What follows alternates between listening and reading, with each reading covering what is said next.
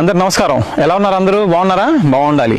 Amoebiasis అంటే విరోచనాలు పద్దాకా అవుతూనే ఉంటాయి అన్నమాట. అది కడుపులో ఉన్న పేగుల్లో ఇన్ఫెక్షన్ కారణంగా ఆ పేగుల్లో ఉండే మలినాలు, రకరకాల పురుగులు, ఏది పారాసైట్స్ అంటాం అనమాట. ఈ కడుపులో ఉన్న పురుగుల కారణంగా మనకు ఇలా మోషన్స్ అవుతూ ఉంటాయి అన్నమాట. ఈ అమీబియాసిస్కి రకరకాల మందులు వాడాల్సి వచ్చింది, సిలిన్ బాటిల్ దక్కించుకోవాల్సి వస్తుంది, ఇలా అనేక ఇబ్బందులు పడాల్సి వచ్చింది. మనిషి బాగా వీక్ అయిపోతారు అనమాట. అలాంటి పెద్ద సమస్యకి చాలా సులువైన మార్గం నా చేతిలోనే ఉంది. చూసారా, నా చేతిలోనే. దీన్ని మనం మునగాకు అంటాం.